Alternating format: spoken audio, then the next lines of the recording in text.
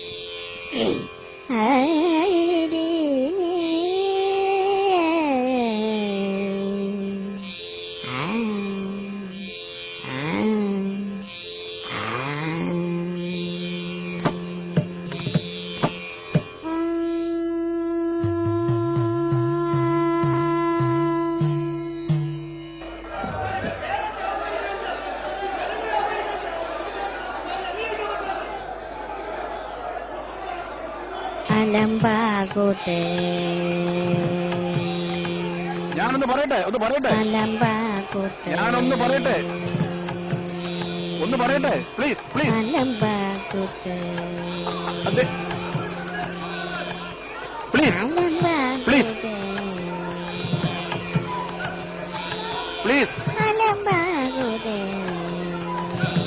ഒന്ന് പറയട്ടെ പ്ലീസ്.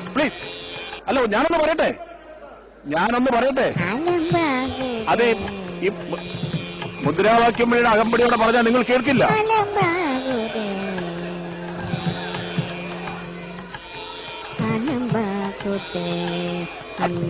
പറയട്ടെ, ഞാനൊന്ന് പറയട്ടെ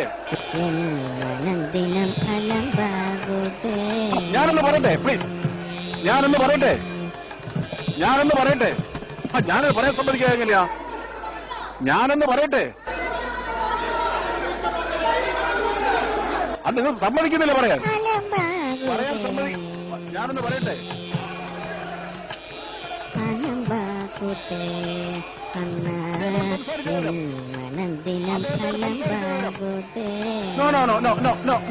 നോ അല്ല ഉണ്ട്.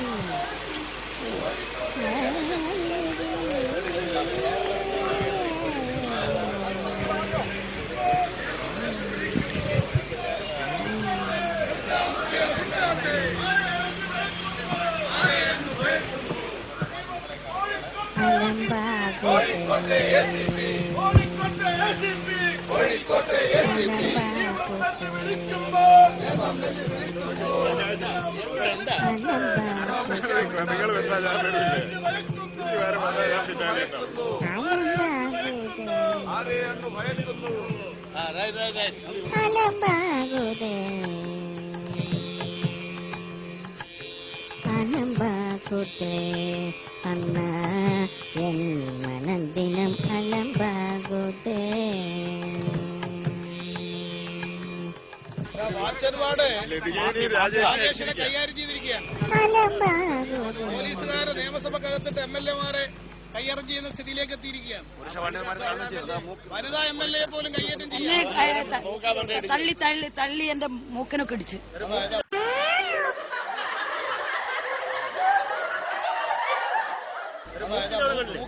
മൂക്കിനെവിടെ ഇടിച്ചിരിക്കുക?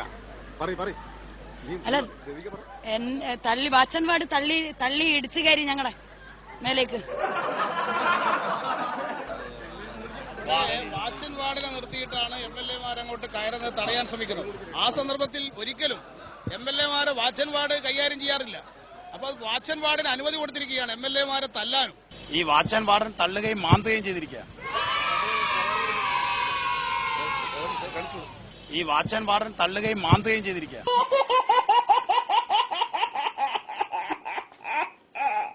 വാച്ചൻവാടൻ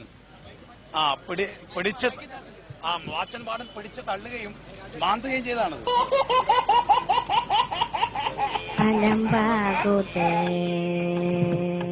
MLA-മാരുടെ സംരക്ഷണം നോക്കി നിൽക്കുന്ന വാച്ചാമ്പാടിന്റെ നേരെ, അത് ഒരു വനിതാ വാച്ചാമ്പാടിന്റെ നേരെ ആക്രമണം ഉണ്ടായത് ഈ കേരള നിയമസഭയുടെ ചരിത്രത്തിൽ ആദ്യമാണ്. രജനീകുമാരി VS എന്ന് പറയുന്ന ആ മഹിളയുടെ നേരെ പ്രതിപക്ഷത്തെ നേതാക്കന്മാർ MLA-മാരായ TV രാജേഷ്, ജെയിംസ് മാത്യു എന്നീ 2 MLA-മാർ ആക്രമിക്കുകയായിരുന്നു. വനിതാ വാച്ചാൻവാടിനെ ഞാൻ രാജേഷ് ആക്രമിക്കുന്ന ഒരു ചിത്രമുണ്ടെങ്കിൽ ഈ നിയമസഭ അംഗത്വം പോലും രാജിവെക്കാൻ തയ്യാറാണ്.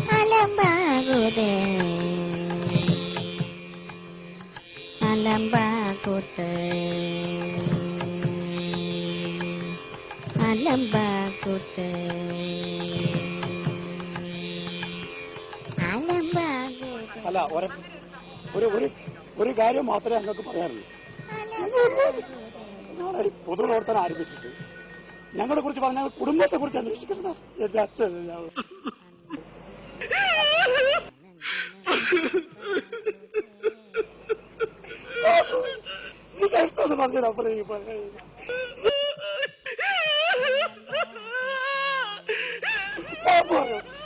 പറഞ്ഞാൽ ആവർത്തിക്കുന്നില്ല.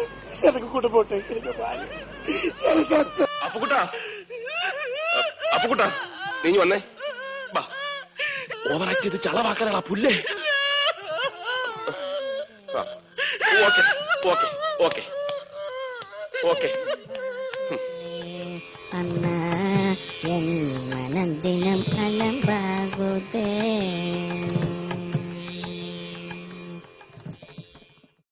നിയമസഭയിൽ കയ്യാങ്കളിയും കഥകളിയുമൊക്കെ നടന്ന ദിവസം തന്നെ MLA-മാരുടെ ശമ്പളം 1.5 ലക്ഷത്തോളമാക്കാനുള്ള ശുപാർശയും വന്നത് എന്തുകൊണ്ടും നന്നായി. നമ്മുടെ ജനപ്രതിനിധികൾ ജനങ്ങളെ പോലെ പട്ടിണി കിടക്കണമെന്നൊന്നും പൊളിറ്റിക്സിന് അഭിപ്രായമില്ല. എന്നാൽ MLA-മാർ പറയുന്നതും കാട്ടുന്നതും കണ്ടും കൊണ്ടും നിശബ്ദ ജീവികളായി നിൽക്കുന്ന വാച്ചാൻ വാർഡുകളുടെ ശമ്പളം ആനുപാതികമായി വർദ്ധിപ്പിക്കണം എന്നൊരപേക്ഷ കൂടി പൊളിറ്റിക്സിനുണ്ട്. അതോടൊപ്പം ഒരു സംശയം കൂടി, പാർലമെന്റ് പോലും ലൈവായി കാണിക്കുന്ന നമ്മുടെ നാട്ടിൽ നിയമസഭ ലൈവായി കാണിക്കുന്നതിനെ ആരാണ് ഭയക്കുന്നത്?